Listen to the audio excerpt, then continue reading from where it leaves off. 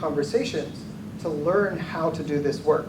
So here's a screenshot from the job board where it shows different ways that if you're posting a job opportunity, it's not just an opportunity to moderate, it's an opportunity to program the auto moderator bot or program the styling for the site. And there are about a dozen different specializations that moderators can cultivate to do this work.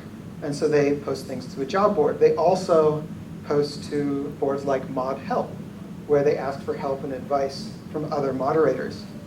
And there are also private conversations, private subreddits for elite moderators of the most popular subreddits that were very involved in things like the blackout, where moderators had conversations behind closed doors about what their demands were, where they negotiated with the company.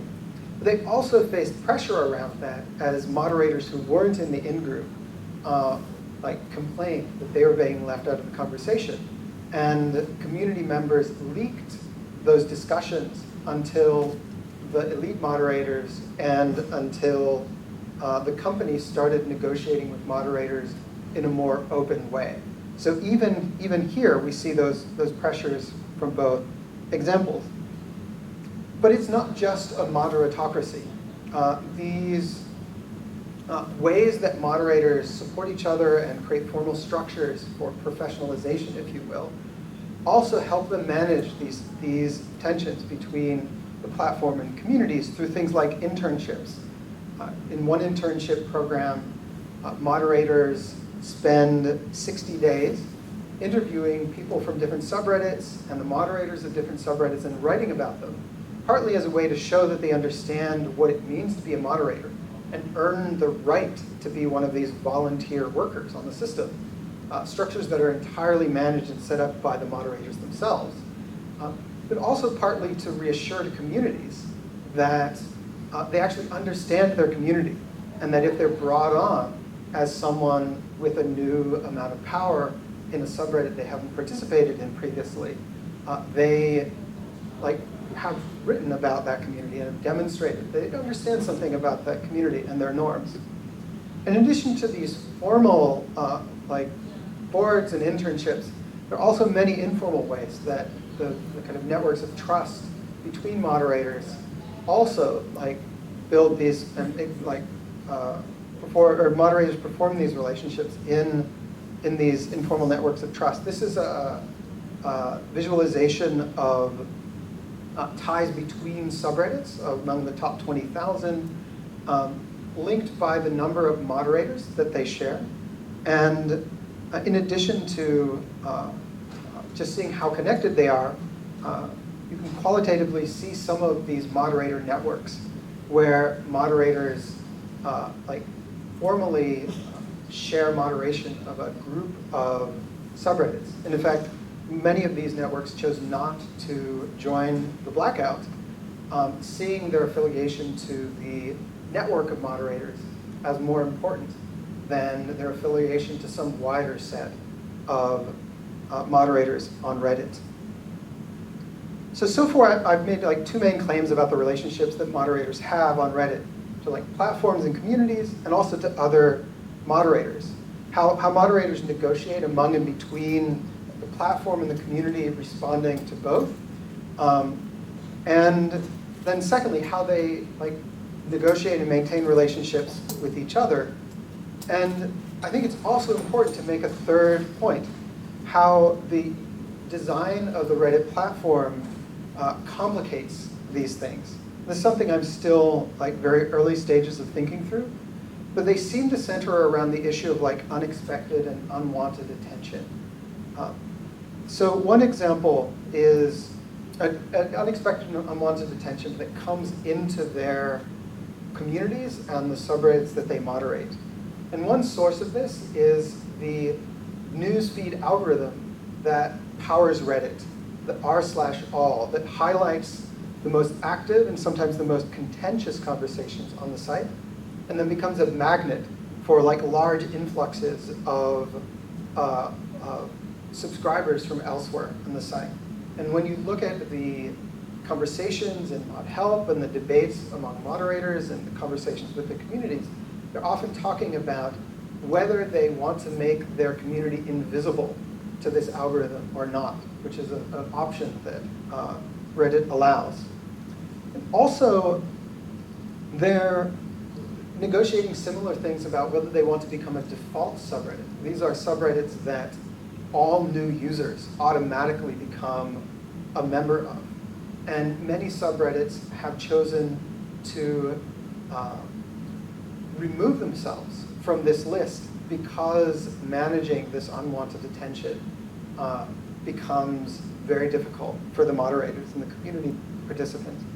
And then finally, there's this issue of brigading, which is less driven by the algorithms of the system and is something that happens when participants from one community swarm another subreddit because they disagree with their views or because they're trying to have a laugh.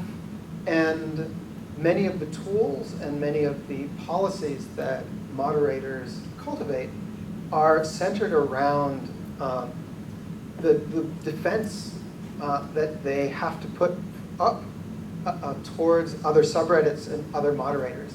And in discussions of the blackout, many moderators talked about not really wanting to affiliate with people who they spend most of their time defending from. Or they talked about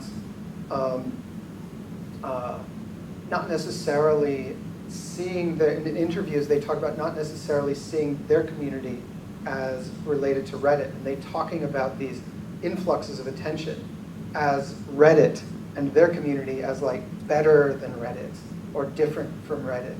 And so these unwanted influxes of attention are often things that, on one hand, can distance communities from each other, distance moderators from each other, get in the way of those relationships, but at the same time facilitate the shared networks of moderators where, because you're a user on Reddit, and there are lots of other communities on Reddit, you can say, I have experience in this community, and you just click a button and you make me moderator of another community.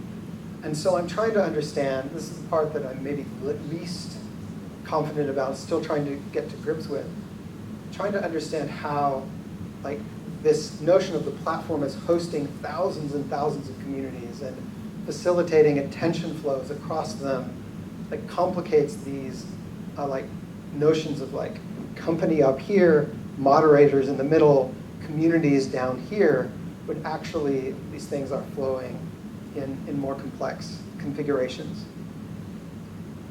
So why does this matter? I think that this kind of arrangement is a recurring structure. We've seen it recur over the last 40 years, whether it's corporate hosted, whether it's non-corporate on platforms like Wikipedia. And in all of these cases, we've relied on people to play these special roles, to fill in the cracks, to manage governance, to do all of the things I've described. And yes, they're unpaid volunteers, they're passionate about their interests, as Postigo argues, and yes, we kind of need to maintain this fiction that they're passionate about things, but they're also working for someone, and breaking that spell can lead to or prompt moments like the moderator blackout, like the AOL class action lawsuit, and at the same time, moderators are relating to their communities, and they can cultivate substantial centralized power, as Shaw and Hill argue, and they do face tremendous pressure from their communities over their decisions, sometimes over their decisions about how to relate to these very platforms. And I think that if we're thinking about having conversations about digital labor, I hope that this case of Reddit helps us see how, in addition to relating to platforms, moderators at the same time are negotiating their relationship with their communities.